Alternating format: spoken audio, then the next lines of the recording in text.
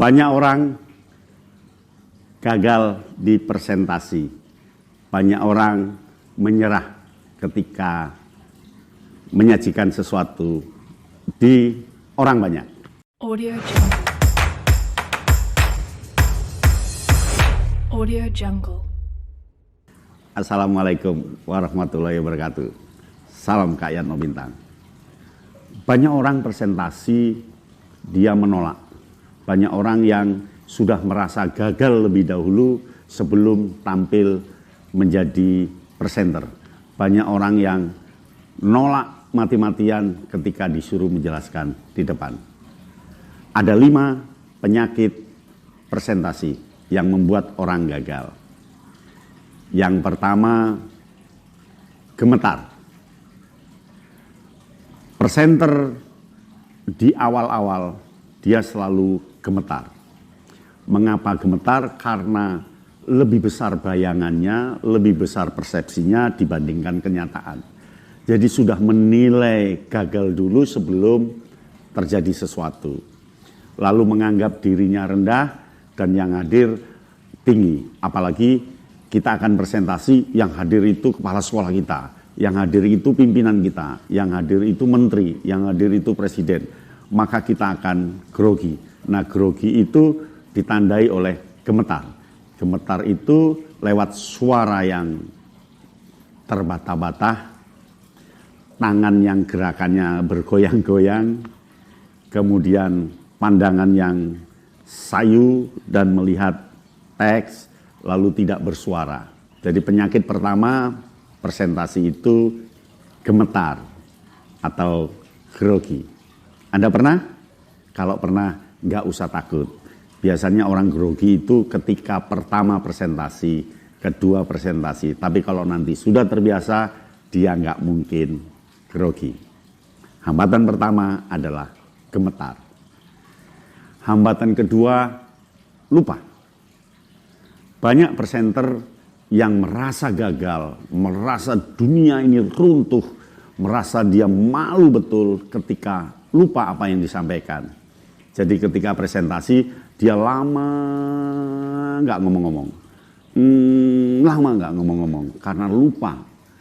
Nah, apalagi ketika lihat audiens melirik kita, dia senyum-senyum. Aduh, tambah jengkel hati ini. Apa ya yang mau saya omongkan? Apa yang mau saya omongkan? Nah, caranya mengalir saja. Mengalir saja. Timpa dengan kata-kata lain, nanti kalau ingat baru diomongkan lagi. Yang kedua, buat catatan. Catatan kata-kata penting. Pertama ini, kedua ini. Begitu, buat catatan. Ya. Nah, yang ketiga, anggap bahwa lupa itu hal yang biasa, terjadi pada semua orang. Jadi Anda nggak boleh takut. Lupa. Yang ketiga, penyakit presentasi itu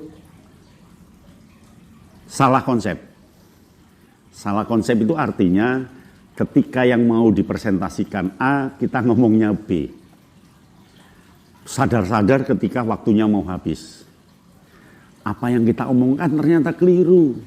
Mau bicara tentang kebahagiaan, ternyata yang diceritakan tentang bagaimana kesedihan. Mau bicara tentang X, yang dibicarakan Y. Jadi betul-betul salah konsep. Nah, salah konsep ini membuat audiens akan bertanya-tanya, ini ngomong apa? Ini ngomong apa? Kok nggak jelas? Begitu. Nah, penyakit yang keempat itu terburu-buru. Presenter terburu-buru karena apalagi sudah diingatkan oleh panitia hanya 5 menit ya, atau diingatkan ini waktunya sangat pendek karena setelah ini akan begini. Lalu kita terngiang-ngiang dengan pesanan itu sehingga apa yang kita sampaikan terburu-buru. Karena terburu-buru sehingga materi tidak kita sampaikan. Kita merasa diuber oleh waktu. Nah, pemecahannya santai saja. Santai, nggak usah terburu-buru, tenang, gitu ya, tenang dan biasa saja, nggak usah takut, ya, jangan terburu-buru, tenang saja. Orang akan lebih paham ketika kita berbicara dengan tenang. Kalau kita terburu-buru, kadang-kadang salah ucap, ucapan kita malah nggak bisa didengarkan. Nah terakhir, yang kelima itu takut salah. Jadi kita itu takut salah pada materi yang disampaikan. Apalagi audien yang begitu banyak, merasa paham semua. Apakah yang saya sampaikan ini benar ya?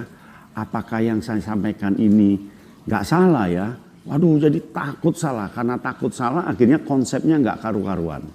Maka nggak usah takut salah. Berani ngomong saja, berani ngomong. Ngomong saja, nggak usah takut salah. Nanti orang kan akan memberikan balikan ketika kita turun dari mimbar, ketika kita turun dari tempat presentasi. Begitu ya. Jadi ada 5 penghambat presentasi. Salam Kak Yan Bintang. Audio Jungle. Audio Jungle.